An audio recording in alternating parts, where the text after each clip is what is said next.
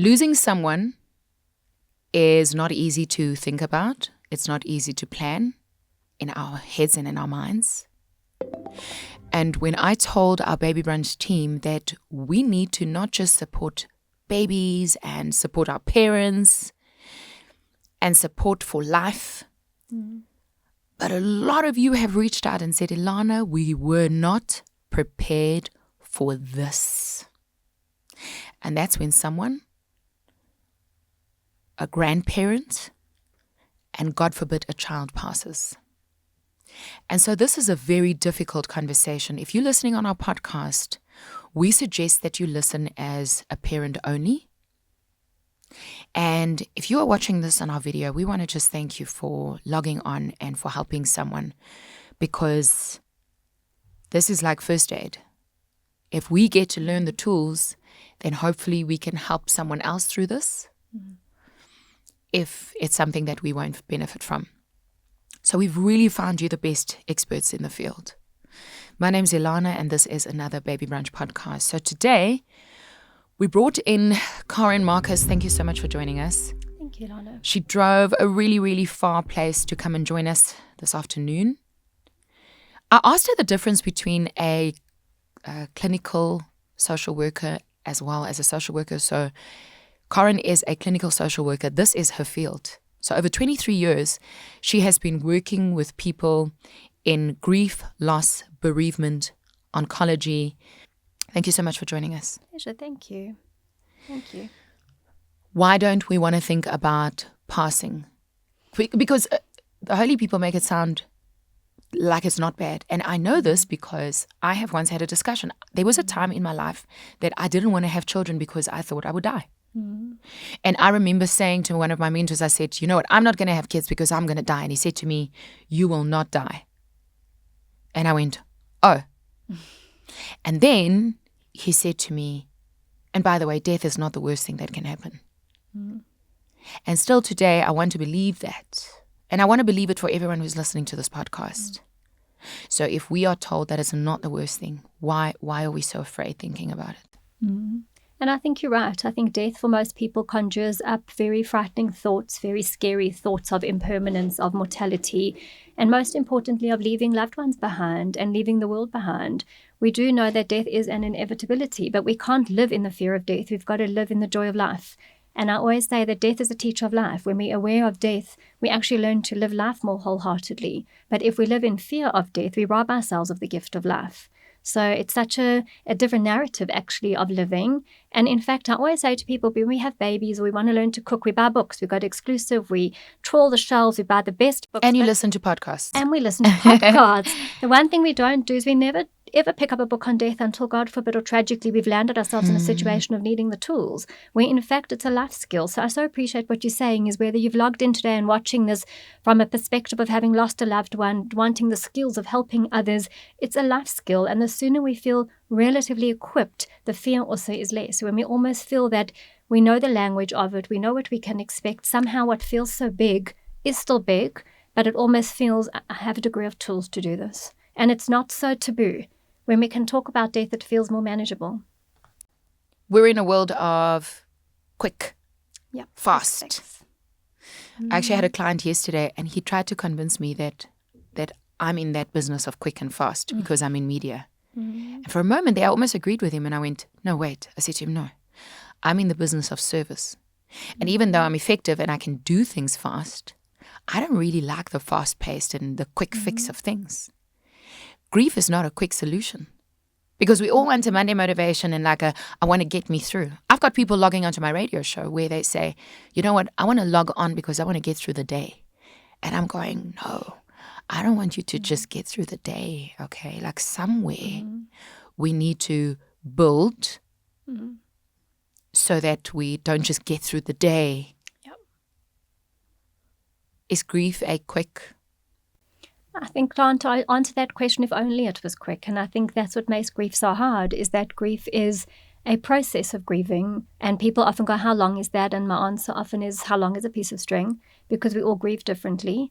And in fact, even when they come for therapy, there's almost a feeling of how many sessions until I'm over this. And I always say, I can't prescribe a minimum number of sessions. It's not protocoled. It's navigating and helping you to find a place in your loss or in your grief that you slowly start feeling that you're living again. So grief, there isn't a quick fix. I often think if only there was like a McDonald's drive-through where we could quickly get the tools that we need and we've got this. And sometimes we feel we do. And days and weeks go past and suddenly we're kind of back where we were.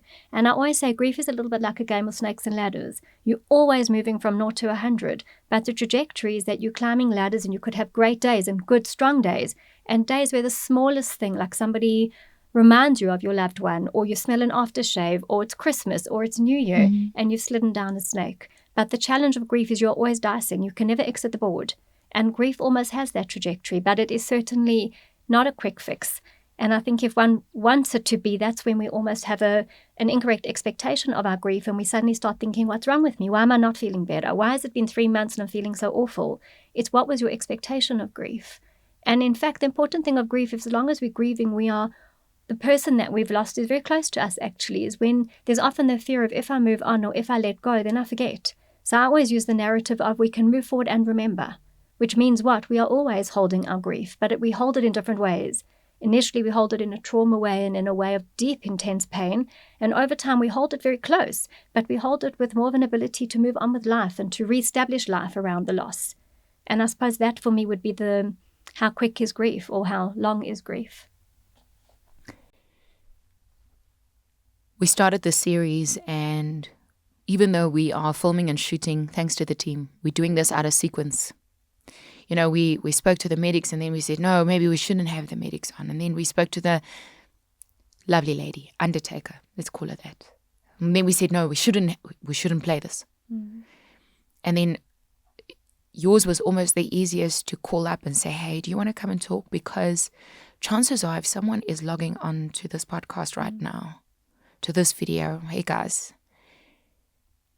then something has happened and we are in extreme pain and it is horrible and we don't want to. And some of us don't want to anymore. And my aunt's birthday was last week, and we were all able to joke about it on the family group about how she had boyfriends or whatever. She didn't. And then at some point, the jokes stopped. And even though it's 5 years later, the emotion, it's not as horrible as it was. But it's still there. But it's new for so many people. It's new for so many people. I've got a friend whose son died. What do we say to someone when there's a passing? Other than long life and my condolences. Teach us. It's such a beautiful question and such a hard one, because are there ever the right words in grief? And we tend to want to almost wish that we had that magic wand that would just make sadness and pain go away. So we often defer meaning onto people. It's better that he died young. It's better that he died quickly. He's not suffering. So well-intentioned, we pass on those meaningful words to people. But the experience of the bereaved is often, he was not here long enough. Even if he was 80, it wasn't long enough. Even though he didn't suffer, I would have rather had him in a bed where I could have visited him than he died so suddenly. So the language we use, and you're so right, is how do we talk to people in grief? And the most important thing is presence. I always say, just show up. Even without words, show up. Because often we're so conscious of saying the right thing that it's almost, we're so busy in our own head, we're not even showing up because we're so feeling almost so inadequate and impotent around grief. It's about showing up and just taking your cue from the bereaved. If they're wanting to talk, talk. If they're almost wanting to, I do a lot of work also through hospice, and we often say, as if a patient who's dying wants to talk about the cricket score or the rugby, stay in that space, because that's where that person needs to be. Similarly, in grief, we take our cue from the bereaved, because often when we offer too many words, there's very little solace in that, because for that person, it's almost like, what can you say that could possibly make it absolute? Nothing can make it okay, other than to say, I'm here with you. I'm walking alongside you. If there's anything you need, let me know. And if ever you want to talk, I'm here. And just know that in every prayer I make and in everything I do, I'm going to hold you in my heart and in my mind. But I'm here with you, and I'm here for the long haul. I think in grief, there's often kind of the acute, is everyone shows up in that first instant acute time and it's busy, and then people go back to their lives, and that's the time for the bereaved that is so empty and so quiet. And that's often where we should also step in, is to step in the quieter patches, because that's actually where a lot of support is needed, because that's what we even call the confrontation stage of grief, is that soon after loss, there's almost what we would call your shock stage. It's surreal. There's disbelief. It's disorganized. And slowly, as we start to come to terms with the reality of that person not being there, it's what we call confrontation of grief. And that's the most painful part of grief, because you're suddenly re-entering a world in which your loved one is not there with you. And that's the most brutal part. It's going to a school and watching other little kids where your little one should be in that playground, or going for dinner as a family when there's an empty chair. You're back in the world, but your world is so empty. And only through that confrontation of grief do we move into a place of what we would call more of a reestablishment around the grief. So if we were to kind of check in, how do we support people, is to also have an understanding of where would that support really be needed.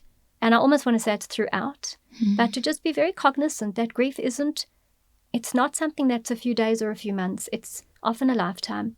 And every now and then, even just remembering and phoning on a birthday saying, I thought of you today. For that bereaved person, it means the world that people haven't forgotten. Because in the world, and I'm sitting here looking at a highway full of cars moving, and life goes on. But for that family, something stopped. And it's a beautiful acknowledgement when someone checks in and says, I'm thinking of you.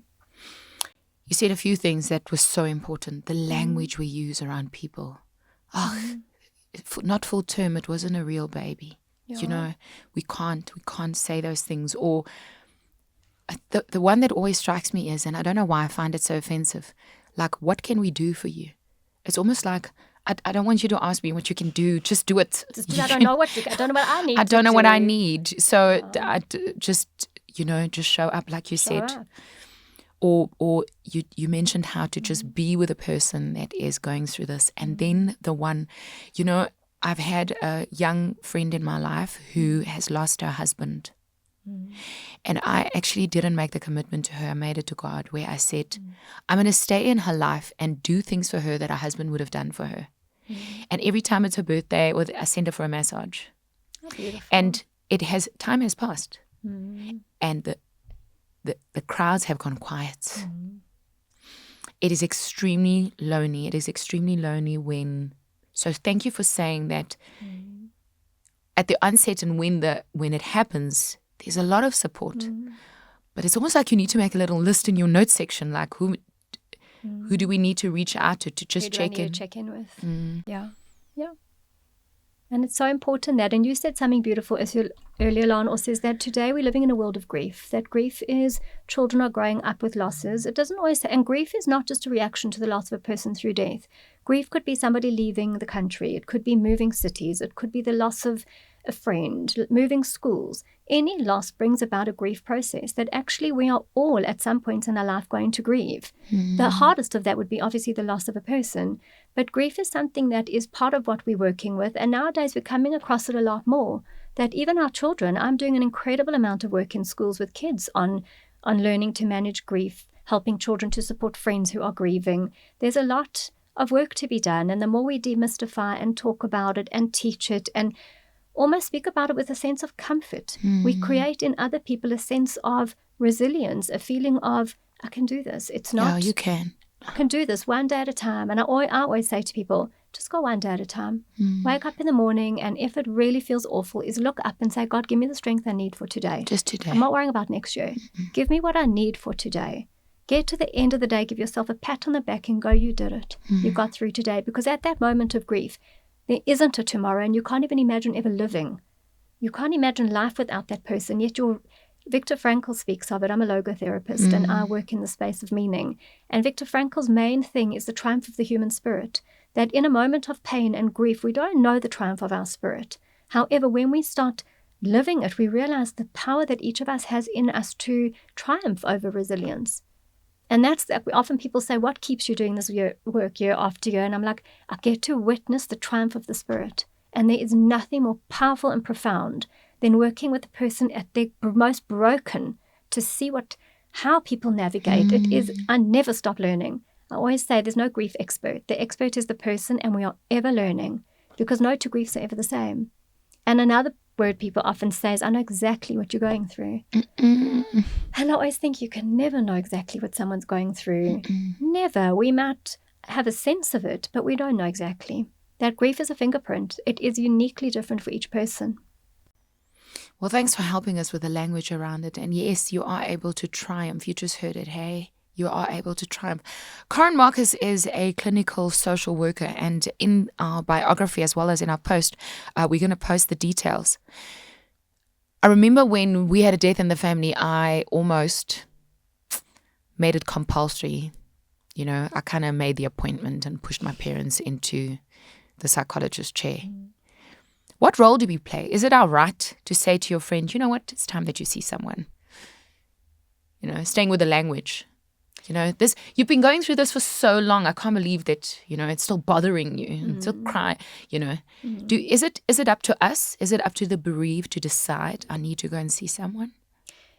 Yes and no. I think that it's always well-intentioned if you could see someone struggling to suggest they speak to someone. But at the end of the day, it needs to be a decision that that person makes, because it feels scary to go speak to someone because you almost have this idea of, if I go, it means I've got to sit for an hour and really give thought to something that I might be avoiding a little or two, I'm not ready to deal with. So often there's a readiness. And I speak to people scaffolding. I always say we all have scaffolding that makes us okay in the world. And after grief, our scaffolding is strong because we are so broken underneath it. And there's almost a perception, if I go for counseling, will that scaffolding come down? And I always say, no, we keep the scaffolding intact. We just help you to learn to manage life with the scaffolding, so slowly you can take those pieces down. But a person has to be ready for the counseling, very much so. And that I would say, well, we must suggest it. But if a person is unkeen, there's reasons why. There's reasons. What would influence someone's grief? Do we do things intentionally to help them? You know,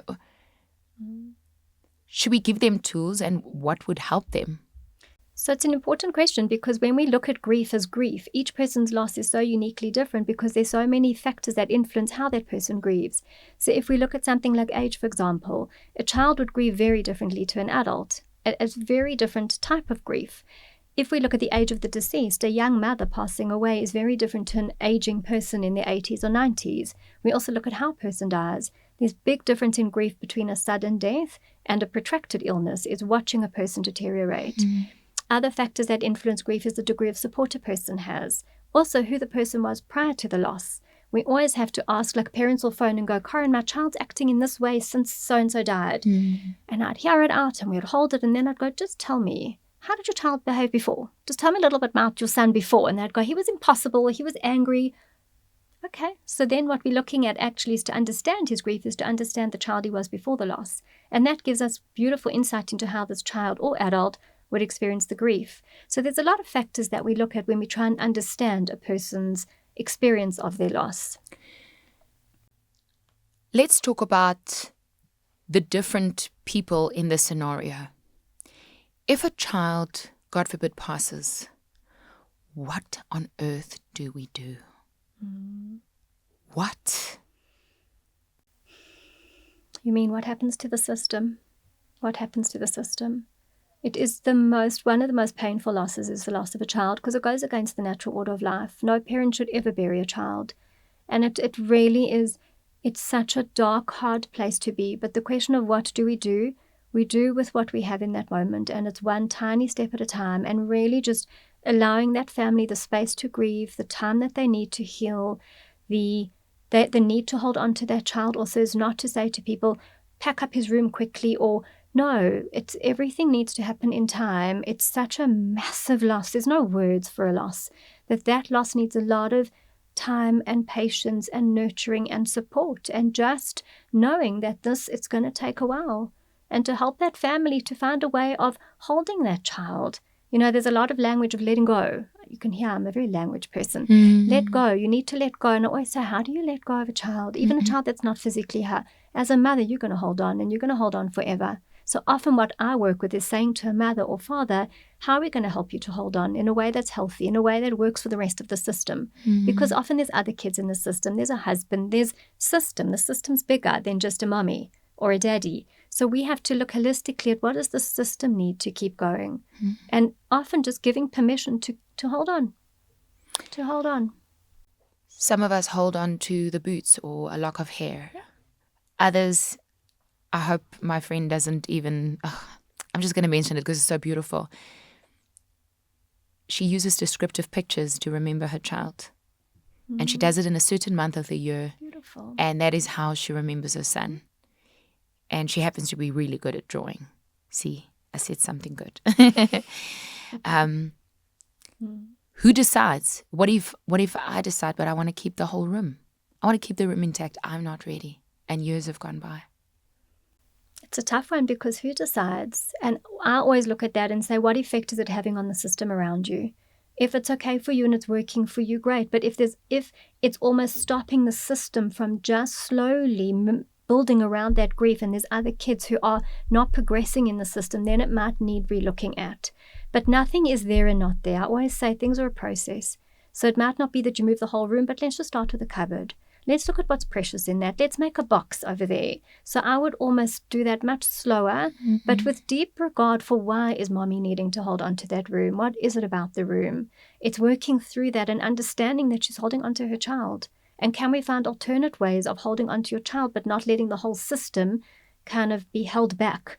Because what's most important in the work with little families or young families is there's other little children. And often what you'll hear a child say, that was my main area of working in this field, was working with bereaved children. I'd lost my dad as a child in the Helderberg plane crash, which actually today is 28 years ago, which is crazy. Long life.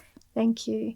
And that was my passion, was to work with kids that had lost a parent. And very often the narrative around children would be, the day that my so-and-so died, my mommy died too. Not physically, but she grieved and we lost her. Not my story. I'm saying that's the story I gather around. And it's so important to very gently come into the system and help the system to realize that each part of that system affects the bigger system. And we gently, and I say that word with the utmost, bold capital, gently navigate that space with that family with deep respect to the child that died. Because that's the biggest thing, is don't dishonor my child as we move forward. And we honor and we move. One of the things that we're speaking about in our later podcasts with our lady that helps our children leave this life, the undertaker, we talk about miscarriages. And it is an extremely painful conversation to even start. And I would like to wish all of our moms who are grieving a unborn baby or grieving a child, we are thinking, we're doing this for you in service, and we're thinking of you, and we are holding space in our hearts for you right now and always. We really are. What to do when there's been a miscarriage? When do we fall pregnant again? You know? I don't want to say this, but the replacement of the feeling, you know? What if I'm feeling that this baby is replacing the baby that I did have inside of me? So there's a way that it's interesting because the loss of a pregnancy is often an invisible grief. Sometimes one didn't even know that a woman was pregnant. So it's often a very lonely grief. It's almost what we'd call a disenfranchised grief, is where it's invisible to the other.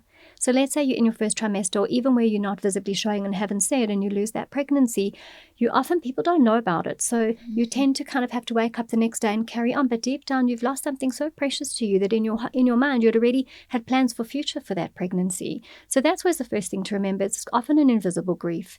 Then there's the tendency of people to well-intentioned say, don't worry, you'll try again, keep going.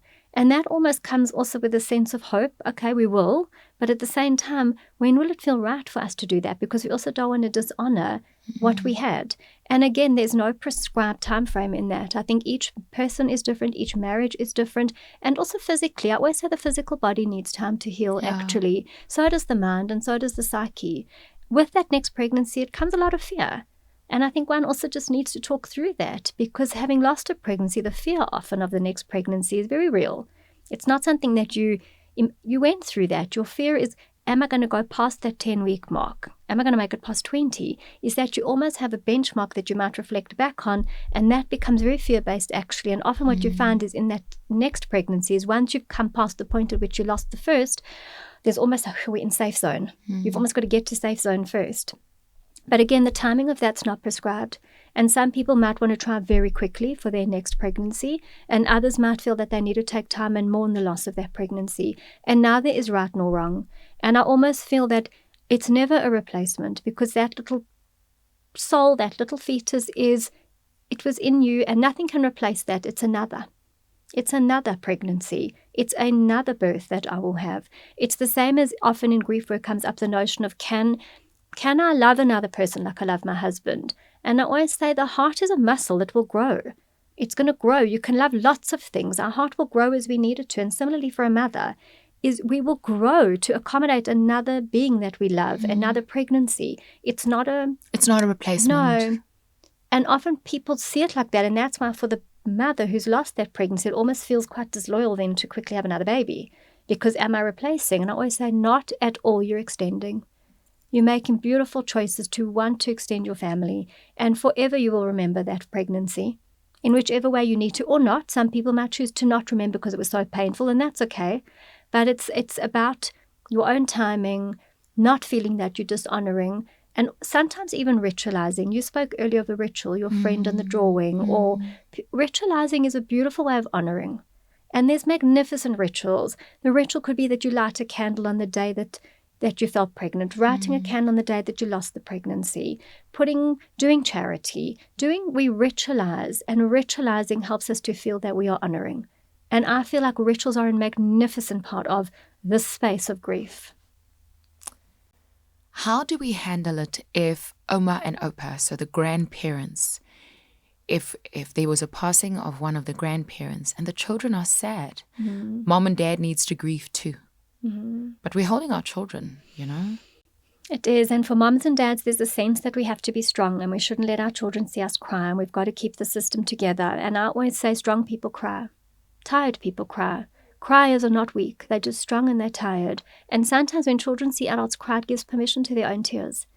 So it tells a child it's okay to cry. This is sad. However, if a parent is, I want to almost say overcrying, but almost uncontained, that could make a child feel anxious. So it's not the presence or the absence of the tears. It's how much of my grief is my child witnessing, because there is a degree where the child still needs to look up to a contained adult, but we do give permission to our kids to cry, and I think we need to. The biggest struggle are the kids in very stoic families where we don't cry, because the child feels so sad but doesn't know what to do with that feeling. So that's often where we say we'll give permission to the child to cry. But it's also taking time out, and I feel very strongly about that if you as a parent are grieving the loss of your own adult parent, take time out. Find a friend that you can talk to, take long walks, take baths and sit with your tears, be with your grief. Don't put it aside, be with your grief, but you might need to find time for grief and time to show up as a mother and be strong and keep the system intact. But one has to be very aware of allowing time to grieve.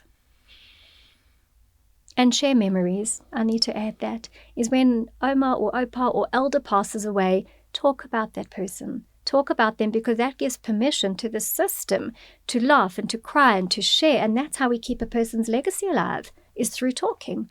Often we shut down. We're not going to talk, it's going to make people cry. And I go, you're robbing the system of beautiful memories. And then this person's legacy is stopped because you're all too sad to talk. Talk, cry. That's how you make sure that that person will never be forgotten in this world, is through the narrative and the talking. I had an interview where I had to ask questions around the stages of grief. And I could feel how at times I would be like, I don't want there to be stages. I just want to cry. Don't tell me that there's a stage and I'm in this stage. And are there stages of grief? The stages of grief are denial. So what we mean by denial is this hasn't happened. It's not true. I cannot believe this to be. Then when we realize it to be true, we go into what's called anger. Is I cannot believe this. Phone the doctor. That oncologist did this. This shouldn't have happened. We're angry. We want to find a reason for what happened. Then we move into bargaining, which is a sense of, but if I do this, then can we change the outcome of that? Or had I been a better husband? Had I been a better mother? Then we realize we can't change reality. Then we go into what is called the next stage of grief is depression, which is that confrontation of I cannot believe that this has happened and I can't change this. And slowly we reach a point of acceptance, which is not an acceptance of what happened, but it's more a resignation. I resign myself to know that I can't change the outcome of this. So in review of those stages, the main thing about it is it's not a ladder. You cannot say, I will spend a week in denial, a week in anger, and by week 5, I'm in resolution. It's a blur. You could feel all of that on any given day. You could wake up one morning, feel completely resolved. I know he can't come back. By midday, something happens. You're like, I cannot believe cannot believe this. I'm going to find that doctor again to ask what went wrong. Or you're raging. Something on the TV triggers and suddenly you're angry again. So we don't neatly go through stages, which I almost feel is better because then there's no prescribed thing of, I know exactly where I'm at. It's a whole mixture of all of those emotional responses to grief. And that for me is easier to digest because then we know we're normal. When we're not progressing neatly, then there's something wrong with me. When we can have permission to feel all of it, I'm like, I'm human and I'm meant to feel this. And that's okay. Someone who's listening to this podcast might feel, but if they're not here, then I shouldn't. How can we help? That's a big one, that feeling of why are they not here and I'm here, especially elderly parents if they should lose an adult child or parents who lose a little child is, why are they not here? I'm older. We see it a lot in our aging community who lose children. There's almost a feeling of like they want to bargain with God, like, why didn't you take me? I've lived my whole life. Why have you left me and taken my fit, healthy child, adult child even? We don't have an answer to that. We don't have, but to just sit with it and say we don't know why. But what now with being here, what can you do? We don't know why, but what can you do? We often don't have those ultimate answers to life, and that's what's hard also, is we don't have a direct line to understand it. But what we do have to sit with is the sense of, we don't know, but what does it feel like to still be here? What is maybe in this, there's something that you still need to do. What could that be? And that's moving more into the meaning existential work of grief, is the why me, why us, why him? We don't know. We don't know. You also just said something beautiful where you said the word understanding. You know, I was in conversation with someone the other day and we talked about the meaning of understanding. And I tried to explain to her about how understanding is not time-bound, that it takes time, you know. And then I explained to her that God's understanding is much greater than ours, you know, like he'll understand. And one day you'll open your eyes and you'll be like, is that why? You know, or is that how? So the word understanding is a very special word for me. And you just said, you know, that sometimes we don't understand. Okay, and in grief, Lon, there's we don't understand because it went against our order of how things should be. So it's the one massive area of life that we wish to understand. And that's why some people seek mediums and spiritual people. We seek understanding. We seek answers to understand because it absolutely cuts through our understanding of life, especially if it goes against the natural order of life. There's a beautiful story. They say that life is a bit like a tapestry. We're on this side, we see the messy threads underneath. But on a higher level, we would see the beautiful carpet. And often we don't understand because we can't see the carpet. We can't see the beautiful carpet. We can only see the kind of the messy threads. And the understanding is hard. It is hard. How can our friends at school help their little friends to understand if a friend is no longer there? What can we teach our children? So one of the most important things I do with kids in schools is the child who's gone through the loss, and I'll unpack it on different levels for you, but the child that's gone through the loss, I would use their voice actually as what they need. To not assume what the child needs, but to bring that little person in and go, you're coming back to school, boy. What do you need? What do you want your friends to do? What do you not want them to do? What would really help you? And you'd be interested to know that kids' responses are so different. Some kids would go, I don't want anyone to talk about it. I want them to treat me as normal. And other kids would go, I want the teacher to like sit with me and help me. And we all kids need different things. So I would often go less from a place of assumption and a place of actually empowering the child in their own grief story to say, this is what I want. If it's a little child who's passed away in a friend group, again, it's just helping kids to normalize grief and to have a sense of that whatever they're feeling is normal. It's okay to still giggle. It's okay to go kick a ball and not feel bad. One of the most important things, I think, is also normalizing the okayness. It's important to still do things that feel okay, even when they don't. because sometimes that's like taking a Panado for a headache. It just takes the pain away for a little period of time, and then the pain comes back. But often children feel guilty, especially our teenagers. How can I be going on the jaw when this has happened? And we're like, you're still in your world, and you still need to do that. But it's also okay to do that, because when you're not doing that, you're sitting with these hard feelings inside of you also that you're sitting with. So you're living in the duality of it. Grief is often duality. I can feel happy and sad. I can feel relief at the end of suffering, but absolutely devastated that the person has died. Grief is duality. We're often sitting in two sides. Our heart can hold two emotions at once. How long after your husband or partner, hy's nog nie eens koud nie. And then she went and he hasn't even reached the higher levels. And people have got their own, why are we like this theories as humans? Why do we do that? Like she's lost her bestest friend, and now she's got a person, and now I actually found myself judging someone the other day when and I want to giggle at myself about this. So I knew that the wife lost her husband many years ago. So now I'm at a function and I meet the new boyfriend. So I think all of us were equally awkward in this situation, because I say to the new boyfriend, "Oh, are you the new boyfriend?" And then he goes, "No." So now, a new one. I know. So now I'm like, what do I say next? And then they're holding hands and I'm going, because the truth is they've dealt with it, but I haven't, clearly, And you've got a prescribed sense of time as to when is the right time to have a new boyfriend. For you. And different for you, maybe. And he was tall and you are not tall. You're very different to who you would have really gone for. And why aren't you wearing a jacket? Is there it's not our place, right? No, but do we think it? Yes. Are we human? Yes. But at the end of the day, it goes back to what I was saying, is there's too many factors that influence grief. So for us to understand how a person can be in a new relationship, we might not know enough about the previous one actually to make that judgment. And people need people. Loneliness is so hard. People need people. It's very hard to be lonely. And as also somebody who's been in a relationship is used to being with another. They're sharing their life. That to suddenly not have another is very lonely. And I think that well-intentioned people judge, not horrible people, because it's our own sense of, that wasn't long enough, or why would you have chosen that? We don't know why people choose who they do. We just almost, I always say, be happy that they're not on their own. Because to arrive at a function or wherever as one person in couples is really hard. So if that person has someone, I think they're lucky. Carin, thank you so much for your time today. Pleasure. Yeah. And may all of us that are going through any form of trauma or thinking, or if it's hard or sad, we really pray that God will give you rain in your life at the proper time. And we made this for you because we want it to be just a little bit easier.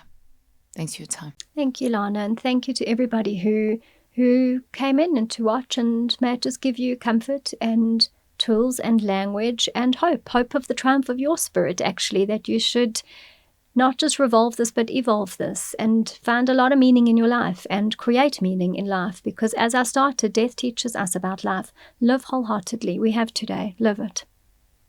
Thank you, Lana.